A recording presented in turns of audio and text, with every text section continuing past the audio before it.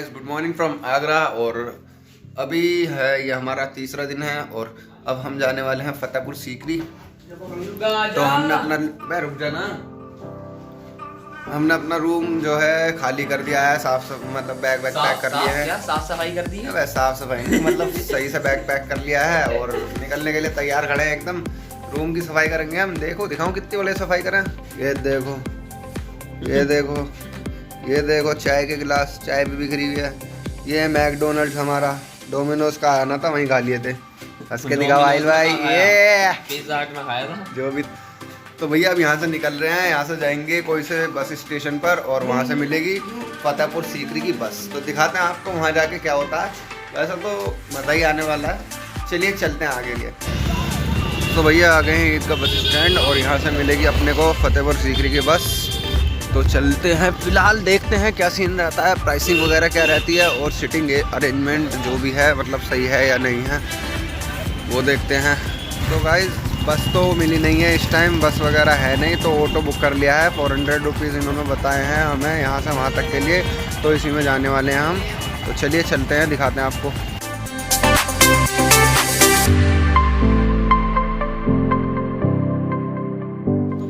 चुके हैं फतेहपुर सीकरी और हमें करीब 45 मिनट्स लग गए यहाँ आने में। पीछे आप देख सकते हैं वहाँ से रास्ता है, ऑटो वाले भैया ने यहाँ तक छोड़ दिया था हमें। तो अंदर जाके दिखाते हैं। वैसे तो फतेहपुर सीकरी सेपरेट है, मतलब इस तरीके से है, रोड के इस साइड फतेहपुर है और उस साइड सीकरी है। बाकी मैं आपको अंदर जाके दिखा देता हूँ सही से और चलते हैं। और ये देखिए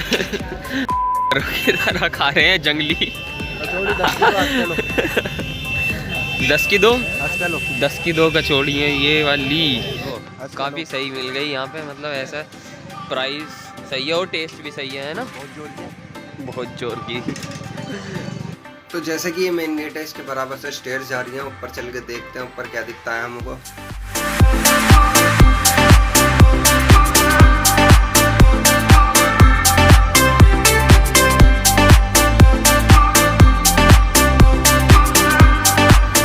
तो गाइस बहुत ही अच्छी फील आ रही है यहाँ पर, जैसा कि आप देख सकते हैं। मैं टट्टी कर रहा क्या?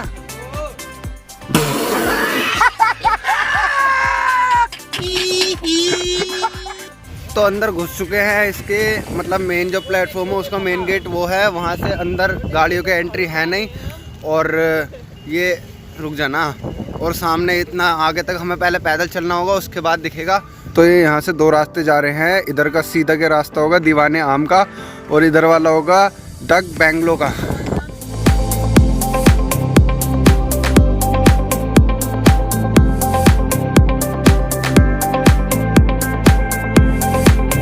तो गाइस ये है यहाँ का म्यूजियम फतेहपुर सीकरी का।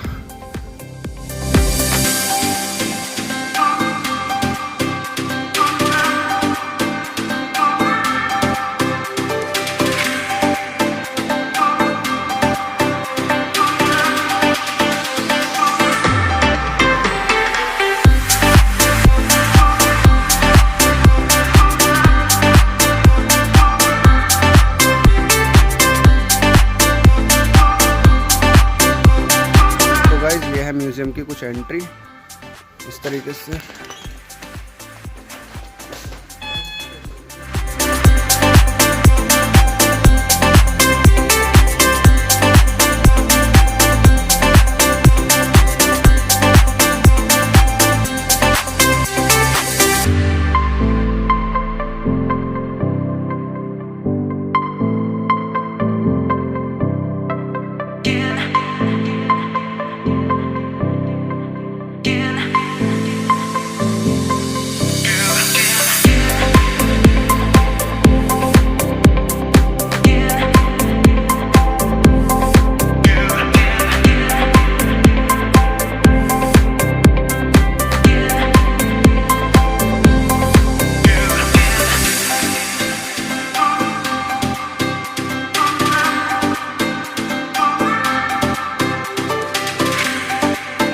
उस टाइम का कारखाना जिसमें काम वगैरह करते हैं, ये भी मैं आपको दिखा देता हूँ एक बार।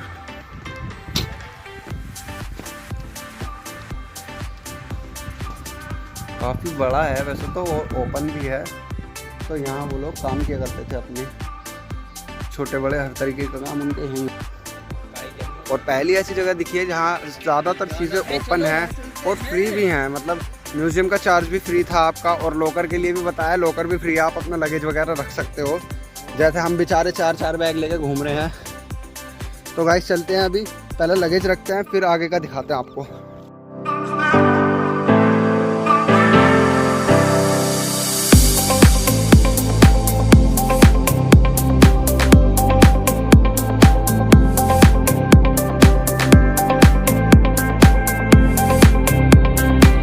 ये जो आप महल देख रहे हो इसका नाम है दीवाने खास, और ये अकबर का कॉन्फ्रेंस हॉल था। इसको बाहर से देखोगे तो ये 2 मंजिल दिखाई देगा, लेकिन अंदर से देखोगे तो सिर्फ सिंगल।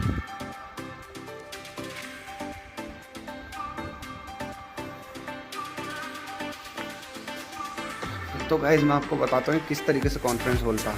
ये आप देख रहे हो जो ये स्ट्रक्चर है ऊपर का, नीचे कोई नहीं होता था, ऊपर होते थे। ये जो बीच का स्ट्रक्चर है इसमें अकबर होता था, अकबर बादशाह बैठे रहते थे।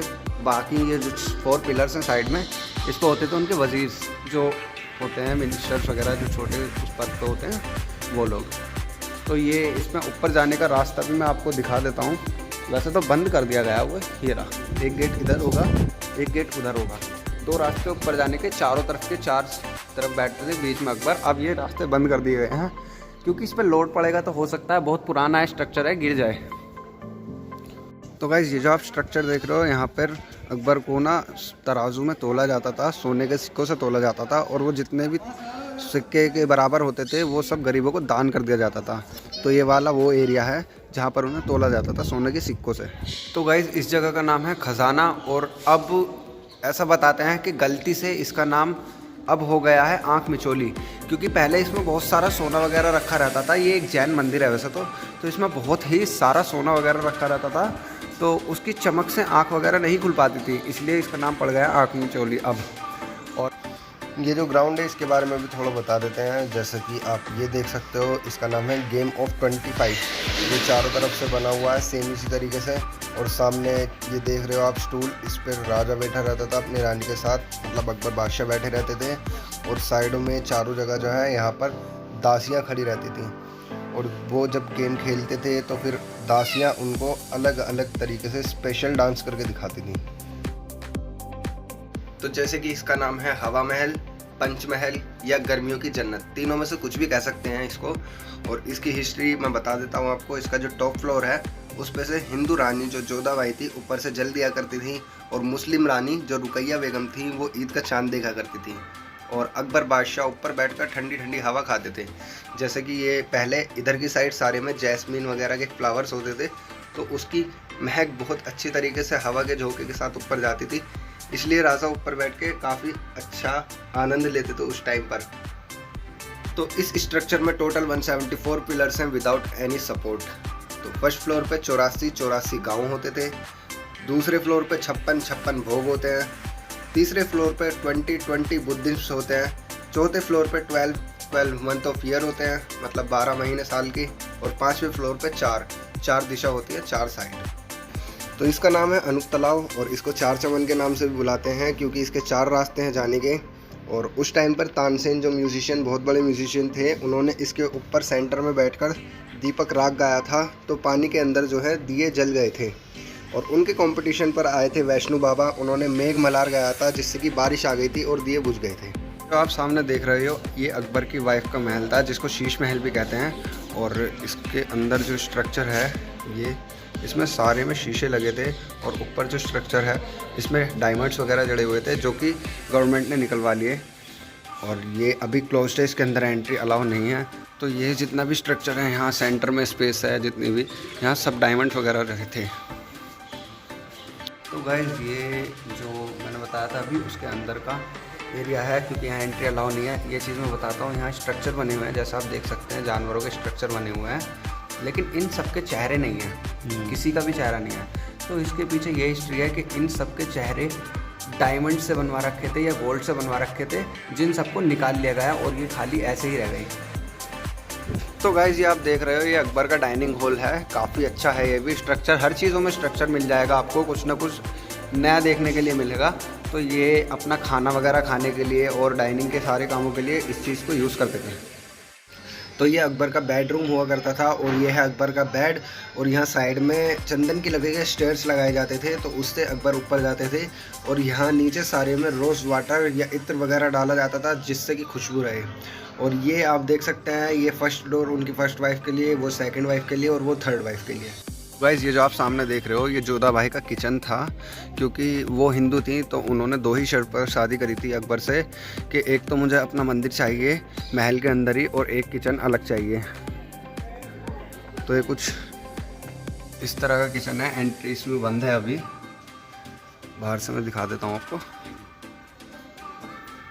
और ये ऊपर जितने भी इसमें डिज़ाइन है ये सब राजस्थान में झुमके के तरीके से यूज़ किए जाते हैं।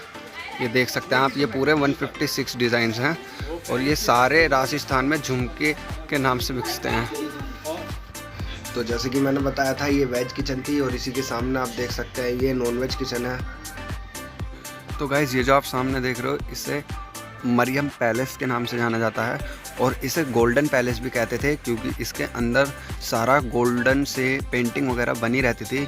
अब वो थोड़ी ख़राब हो गई हैं क्योंकि 400 साल पुराना स्ट्रक्चर है ये, लेकिन मैं थोड़ा दिखाने की कोशिश कर देता हूँ आपको एक बार।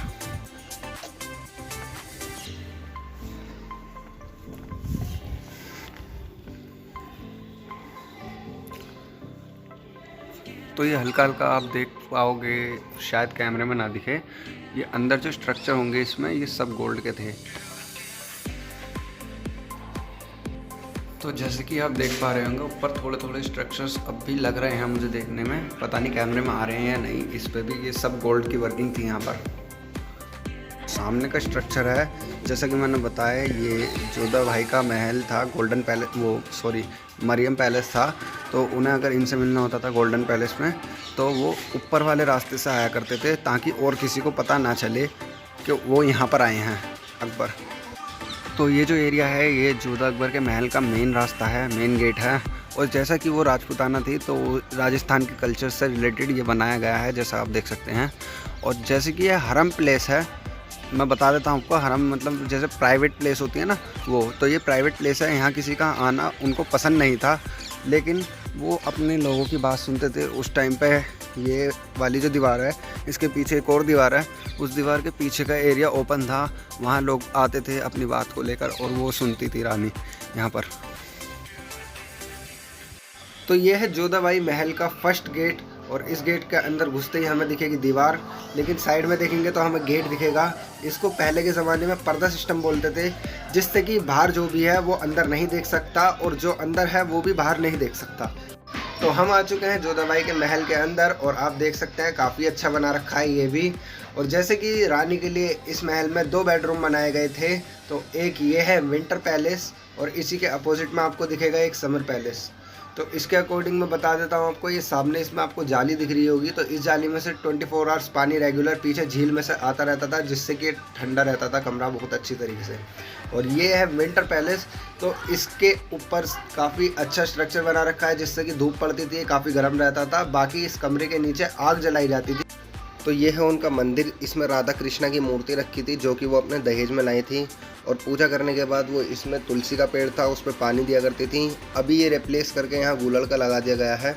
और उसी के साथ साथ वो अपने साथ 108 दासियों को लाई थी अपनी सेवा करने के लिए, जो कि ना कि जेंट्स थे और ना ही लेडीज़ थे। यहाँ से सीकरी अपना ख़त्म हो चुका है, अब रोड पार उधर की साइड जाएंगे, वो है अपना फतेहपुर, वो भी दिखाते हैं आपको किस तरीके का होता है। तो गाइज़ ये है फतेहपुर सारा, और गाड़ियाँ जो खड़ी हैं इसकी परमिशन आपको आगरा से ही लेकर आना पड़ेगा, तभी एंट्री होगी। तो ये सारा फतेहपुर है, आपको अभी जाके डिटेल्स में दिखा देते हैं। मैं अपने शू उतरवा लिए गए हैं, तो शू हमने उतार दिए हैं, अब जा रहे हैं अंदर एंट्री के लिए।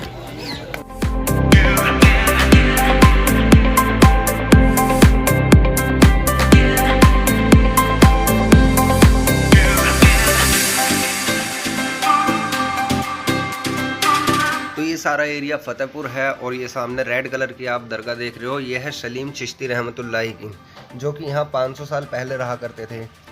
जैसे कि आपको पता है कि अकबर के कोई बच्चा नहीं था, तो फिर वो पहले अजमेर गए थे। तो अजमेर जाने के बाद उन्हें रात में ख्वाब आया कि आप फतेहपुर सीकरी जाइए। तो उसके बाद वो फतेहपुर सीकरी आए पैदल वहाँ से, और उन्होंने यहाँ आके बाबा से दुआ की, बाबा ने अल्लाह से दुआ की और उनको कुछ टाइम बाद एक बेटा पैदा हुआ जिसका नाम उन्होंने रखा जहांगीर।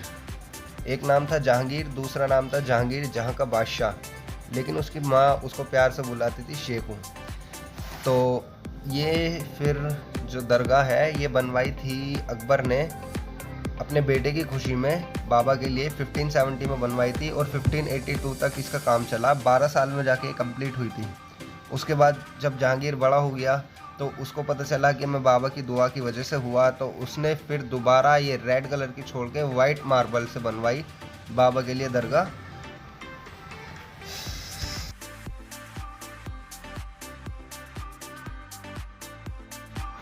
तो ये सारी कब्रें चिश्ती फैमिली की हैं।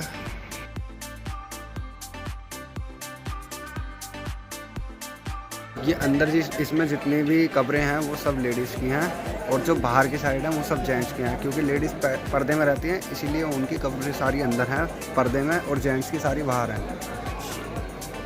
तो ये जो आप सामने कब्र देख रहे हो ये अकबर के हाथी की कब्र है, जो कि उसका पालतू हाथी था और अकबर को अगर किसी को पनिश करवाना होता था तो इसी से करवाते थे। अगर कोई गलत होता था तो इसके सामने छोड़ दिया जाता था, फिर हाथी अपने पैरों से कुचल देता था उस आदमी को। और ये बिल्डिंग में आप छोटे छोटे छेद देख रहे हो, तो उस टाइम पे जैसे कबूतर वगैरह चिट्ठी लेकर आते या जाते थे तो वो ये छेद उन्हीं के लिए बनवा रखे हैं। तो ये जो सामने आप देख रहे हैं इसका नाम है बुलंद दरवाज़ा और इसको दुनिया का सबसे बड़ा गेट भी कहा जाता है।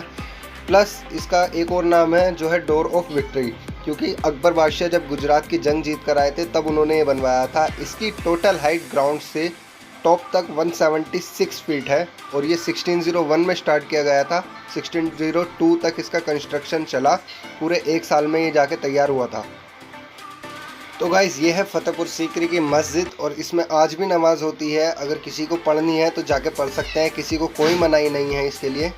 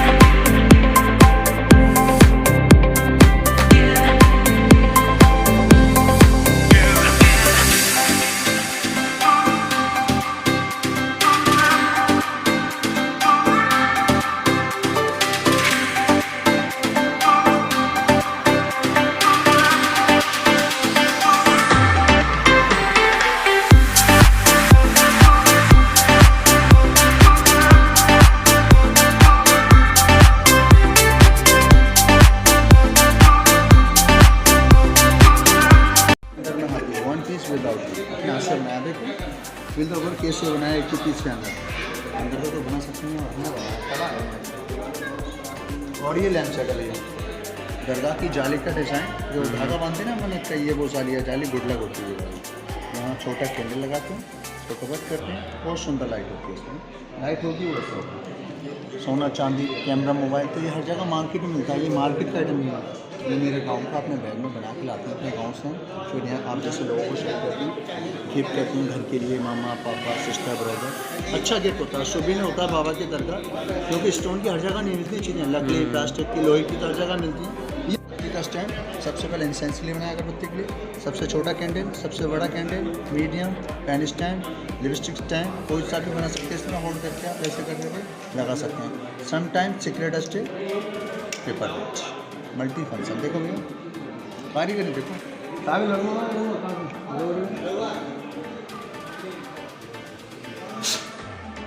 कछुआ है, कछुए का किसी फ्रेंड को आप गिफ्ट करोगे नहीं तो हमेशा के लिए खुश होगा।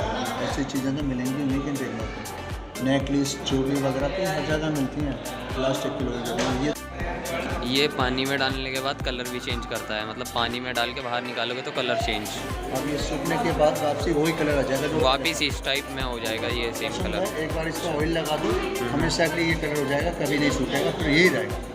अच्छा,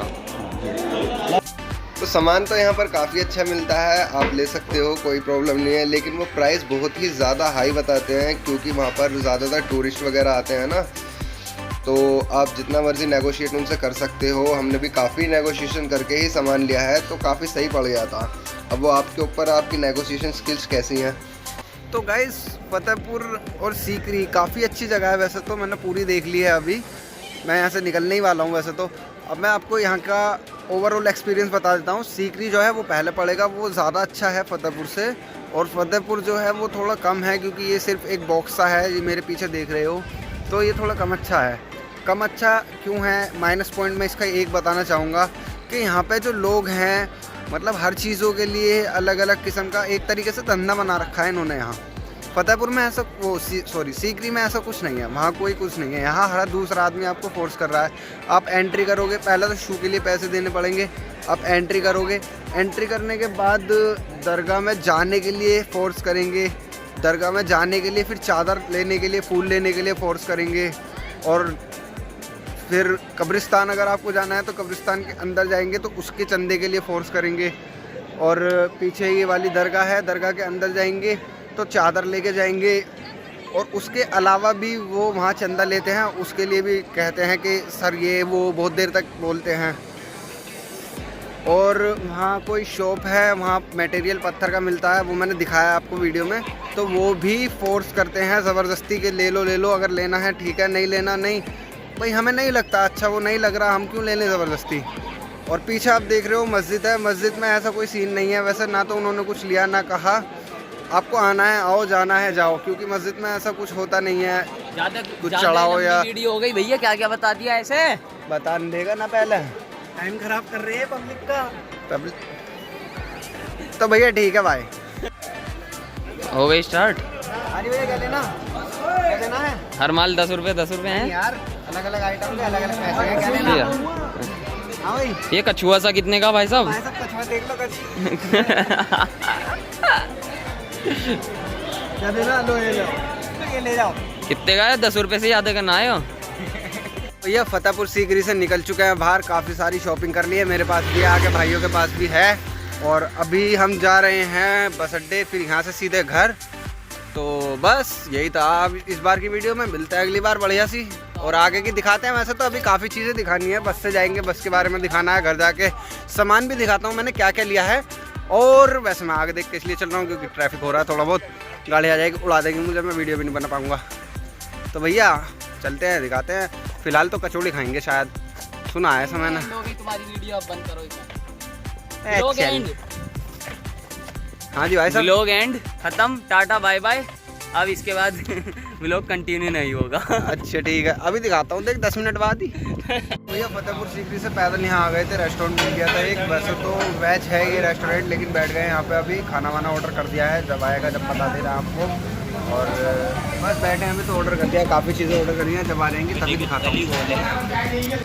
तो भैया हमने मंगाया 2 डोसे, 2 प्लेट छोले भटूरे, चाउमीन अभी आ रही है, और भी पता नहीं क्या क्या ऑर्डर कर दिया जल्दी जल्दी, तो जब आ जाएगा जैसे जैसे बताता रहूँगा। मुझे भी दे। सो जी अभी खाना आ चुका है, 2 प्लेट हमने छोले भटूरे मंगाए, 1 कोल्ड ड्रिंक और बाकी 1 प्लेट डोसा। और प्राइस यार जेन्युइन प्राइस है, 40 रुपये की ये प्लेट है छोले भटूरे की। और डोसा कितने का था? इसे कुछ पता नहीं होता है, पागल इंसान है। और बाकी मतलब टेस्ट भाई ये बता दूं कि मतलब खाने लायक है, अच्छा टेस्ट है, सही लग रहा है। जब खाने को बैठा है ना तो चीज़ों पे ध्यान देना, क्या क्या मिलता है, रेटों का नहीं। तो भाई ये अच्छा लग रहा है इसका टेस्ट, और इसका अभी करानी, इसका कैसा टेस्ट है?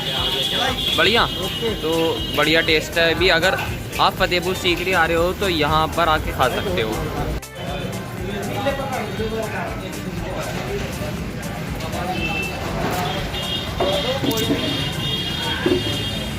अभी खाना खाया है तो खाना काफ़ी अच्छा बना हुआ था, बहुत अच्छा टेस्ट था, मतलब इसका जैसा हमें आगरे में थोड़ी दिक्कत हो रही थी खाने के लिए, लेकिन यहाँ हमने एक ही बार में देखा तो एक ही बार में हमें खाना मिल गया है यहाँ सही।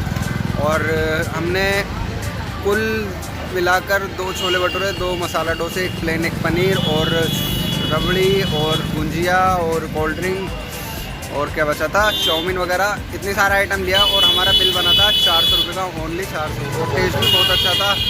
जैसे मैंने आपको 2-3 चीज़ दिखाई, 2-3 दिखाने से रह गई क्योंकि हम खा रहे थे, भूख लग रही थी, सुबह से ऐसे ही आ गए थे। आज ब्रेकफास्ट भी नहीं किया था जल्दी में, और जिस टाइम हम निकले थे उस टाइम शॉप्स भी बंद थी वहाँ की। तो खाना पीना हो गया यहाँ पर। अब निकलते हैं, ऑटो वाले से बात कर रहे हैं, भैया से ऑटो बुक करके सीधा अभी वहीं जाएंगे जहाँ होटल था, फिर वहाँ से बस लेके अपना मेरठ, फिर मेरठ से मैं तो जाऊँगा गाज़ियाबाद। आगरा से आके अलीगढ़ में उतर गए हैं और यहाँ का सीन कुछ ऐसा हुआ है कि यहाँ पे 2 बस अड्डे हैं, हमें इतना पता नहीं था। तो जिस बस अड्डे पे हम आके उतरे थे उसी पे अभी उतर गए, लेकिन वहाँ से मेरठ के लिए बस नहीं मिल रही है। उन्होंने बताया कि दूसरे वाले बस अड्डे पे मिलेगी, तो वहाँ से पहले यहाँ तक आए हैं ऑटो करके। मिनी मेट्रो से आए हैं भाई, हल्के में ले लिया। मिनी मेट्रो से पहले यहाँ तक आए हैं। यहाँ आके हमने क्या देखा, जो बस से हम उतर गए थे वहाँ, वही वाली बस यहाँ खड़ी है मेरठ जाने के लिए, और वो लेकिन जाएगी 1-1.5 घंटे बाद। तो अभी फ़िलहाल हम यहाँ खड़े हैं, अगर कोई और सी मिल जाती है तो चले जाएंगे, वरना फिर हमको उसी में जाना पड़ेगा। तो यार ये चीज़ कुछ समझ में नहीं आई, मतलब छोड़ा उन्होंने वहाँ पे था और मिलेगी बस यहाँ, ये तो गलत है। या तो यहीं छोड़ना चाहिए और यहीं से पिकअप हो, या वहाँ से हो पिकअप ड्रॉप, दोनों एक ही जगह से होने चाहिए। लेकिन यहाँ का तो सीन ही अलग चल रहा भाई। बस आ गई अभी, तो कोई सी मैं देखता हूँ, आगे बताता हूँ आपको। तो भैया ये चल रही है बस हमारी, बहुत ही ज़्यादा खतरनाक। देखो चरासा सा पुल है ये, और अंधी जा रही है भाई, अंधी। सब देख रहे हो, देख रहे हो अंधी चल रही है भाई, अंधी। यही श्याम बना बड़ा है इसका, 80 की स्पीड के आसपास चल रही है, खतरनाक वाली, पुल के ऊपर भी।